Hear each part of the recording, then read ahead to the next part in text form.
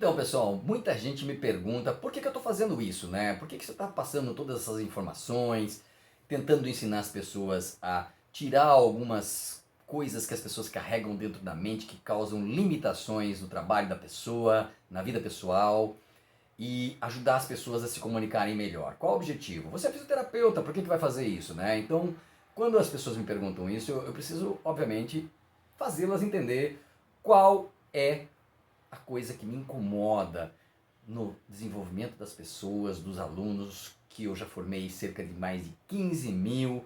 Então, assim, presencial, né? Estou contando isso para vocês porque isso são experiências presenciais. Então, a gente precisa sempre, obviamente, de um café.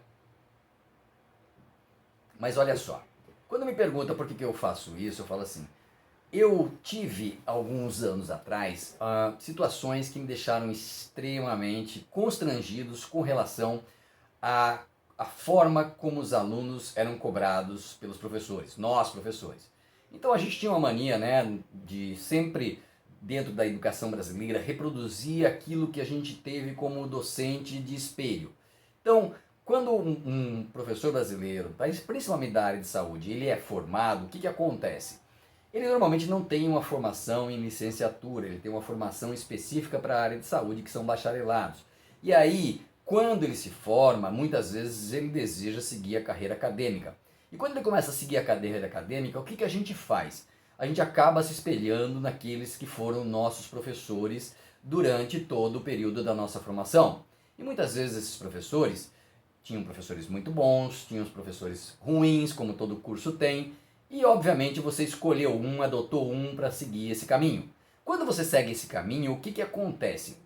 Muitas vezes você se torna um professor extremamente rígido, mas sem toda aquela formação pedagógica importante para fazer o quê? Para transmitir o conhecimento. E a partir daí você acaba cobrando os seus alunos dentro de um sistema que vem da educação brasileira, da própria educação, das faculdades e assim por diante.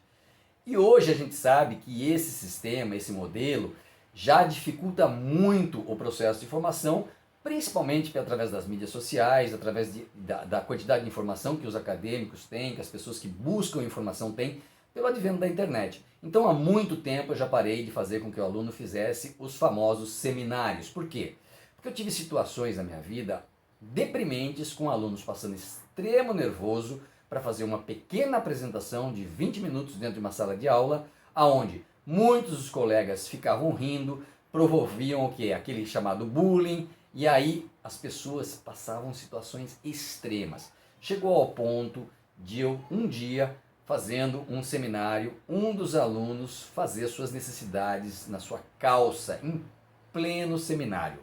Pense, curso de saúde, calça branca, o aluno ficou completamente sujo. Eu não tinha visto no começo, mas quando eu percebi que a classe começou a ter um burburinho ali no canto que dava para as costas do aluno, eu comecei a achar estranho, mas quando o aluno virou, aquilo me deu uma aflição dentro do peito, que eu falei, pelo amor de Deus, Marcelo, o que você está fazendo com esses alunos? E a partir daí, eu falei, não vou mais obrigar, ou mandar, ou sugerir, ou fazer qualquer espécie de seminário nas minhas disciplinas. Aquilo me doeu de tal forma que eu pensei, como é que eu posso fazer um ser humano passar por um constrangimento nesse nível? E a partir daí eu comecei a refletir e fiz uma reflexão que durou assim meses de como eu faria essa mudança. Porque obviamente, né, a cultura da educação brasileira já vinha trazendo esses acadêmicos, tendo lá uma porcentagem da sua nota em seminário para ajudar a pessoa a sempre estar passando ali na disciplina e coisas assim. Bom, mas a gente tem que mudar sempre. E a partir desse momento eu comecei a fazer o quê? Vivências dentro da sala de aula. O aluno obviamente poderia se levantar, fazer a sua apresentação, mas dentro de uma vivência que ele tivesse dentro daquela determinada área, daquela determinada disciplina. E a partir daí, nunca mais fiz seminários para os alunos. Então, isso foi uma mudança que favoreceu, obviamente, as pessoas que tinham dificuldade de falar em público. E essa dificuldade de falar em público não era exclusivamente da pessoa que ficava nervosa, não. A pessoa que não ficava nervosa, porque tem muitas pessoas que são mais desinibidas, né? Então sempre você tem aquele negócio, vocês fazem o trabalho, eu apresento para o professor. Essas pessoas também acabavam tendo uma grande dificuldade em fazer a sua comunicação. E a sua comunicação acabava sendo, assim, por ela ser mais desinibida, de maneira mais fácil, mas nem sempre passava a mensagem de maneira correta. Então, o que eu pensei? Falei assim, Marcelo, chega, você precisa ajudar esses alunos, esses futuros profissionais e até os profissionais que estão no mercado, no quê? Orientá-los no sentido de produzir uma comunicação de maneira mais fácil, uma comunicação em que a pessoa não sofra, porque nós que somos docentes, nós que já tivemos meio que intrínseco isso dentro da gente, né? A gente buscou essa profissão, a gente veio trazendo essa profissão dentro de nós, a gente tem uma grande facilidade em falar, mas as pessoas, a maioria das pessoas não tem. Para você ter uma ideia, se você não sabe, o medo de falar em público está entre segundo e terceiro maiores medos que as pessoas têm. E aí eu fico pensando, o que acontece com a vida profissional dessa pessoa quando ela não consegue se comunicar? Se ele é um profissional da saúde, ele sai para o mercado de trabalho e aí ele vai correr atrás do quê? De pagar para fazer propaganda. E propaganda hoje está muito complicado para quem não tem domínio das mídias sociais.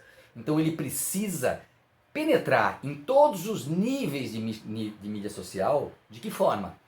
Através da comunicação. Então, a gente tem que trabalhar o quê? O que a escola não ensina. Então, quando você está lá no colégio, na escola básica e depois na universidade, você é cobrado por coisas que você não foi ensinado. E uma delas é falar em público. Então, você sempre teve avaliação em você de coisas que não te foram ensinadas. Por isso, eu resolvi ajudar as pessoas a conseguir se comunicar, quer seja no ambiente educacional, quer seja no mercado de trabalho, que é o pior dos ambientes no sentido de cobrança, de avaliação. Lá você é avaliado por um público, por juízes que vão promover em você uma situação de frustração, porque na verdade é o seu ganho futuro, é o seu rendimento que sustenta a sua família que está em jogo.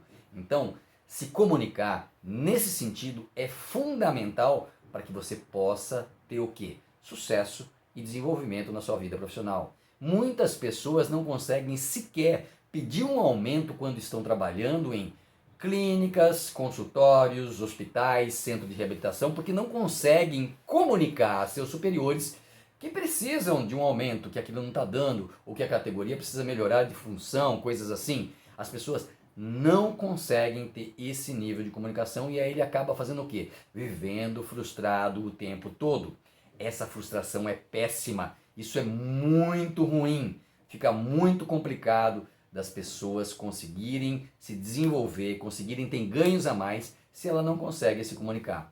Ela sofre internamente, isso causa dores nas pessoas. As pessoas que me procuram, as pessoas estão com dores por não conseguirem se comunicar. E isso é extremamente complicado. Por isso, a gente precisa promover o quê?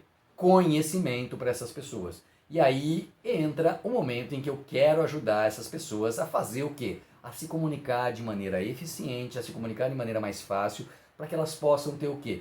Possibilidade de ganhos maiores, de maior desenvolvimento profissional e principalmente, às vezes, até no desenvolvimento da vida pessoal. Porque muitas vezes as coisas acabam ficando ruins no relacionamento íntimo com seu cônjuge, com a sua namorada, com o seu parceiro, com quem quer que seja. Por quê?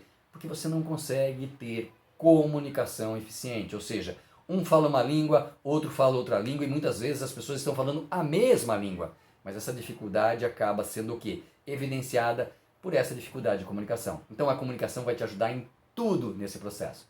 E é isso que eu quero fazer. Eu quero ajudar você a se encontrar, a se comunicar de maneira correta. Porque eu não posso mudar a sua vida.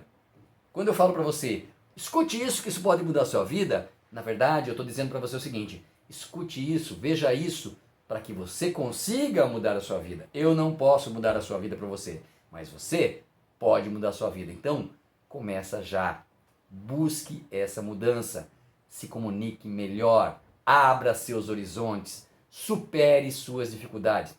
No Método Prospera eu falo exatamente isso. Então, é isso que a gente está querendo passar para vocês. Uma vida mais fácil, uma vida melhor.